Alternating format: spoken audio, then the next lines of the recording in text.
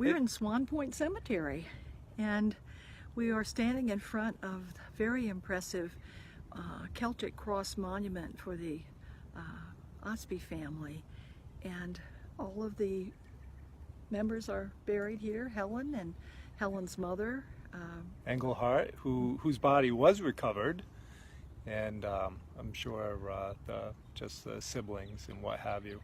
Swan Point is a very, very exclusive private cemetery on Blackstone Boulevard in Providence. They have a very strict photography policy. So don't tell anybody what we're doing. We'll be very discreet. Yes, of course. And so we're going to take a look at the entire plot and who's here. First of all, how tall would you say that monument? Oh, it has to be at least 12 feet, 15 feet. Yeah, I would say. Just scroll Magnificent. upwards. Celtic knotwork.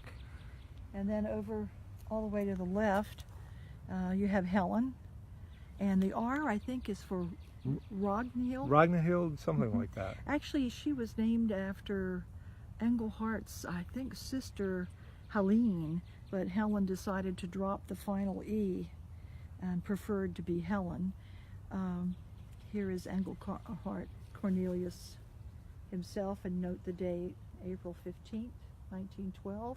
This was his wife, Lizzie Macy, who died in 1899. So he was a widower aboard the ship. I don't see the siblings, so maybe they are buried somewhere else. Well, there's one, I think, up there. And it looks like these stones are kept very clean. If you pan a little bit to the right, that these are other Ostby family members, and their stones aren't kept up. While we're here, we're going to leave a rose for Engelhart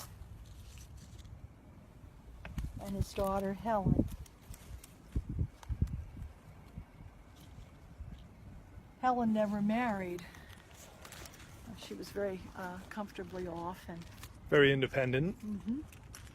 we can pan in here a little bit on a picture of Engelhart, which was courtesy of Raymond Ostby Jr., this photo, and Pierre Christian Seebach.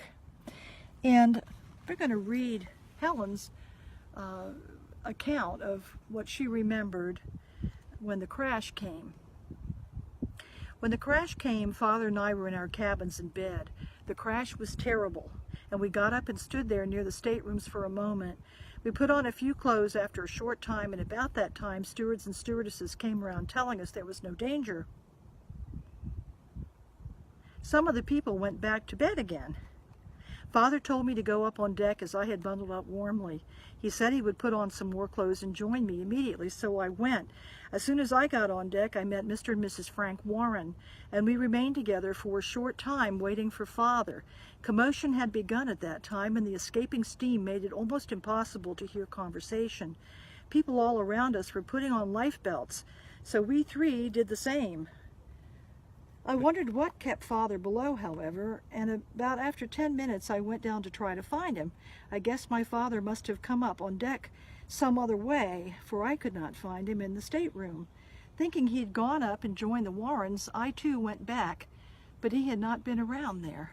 I was waiting for him all the time when the crew came back around and told us to go into one of the boats.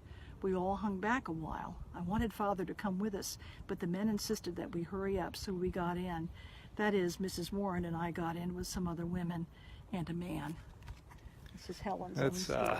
That's quite a sad account. Of course, Mrs. Warren assumed that her husband entered the lifeboat after he was finished helping other women, but he didn't, and he was lost as well.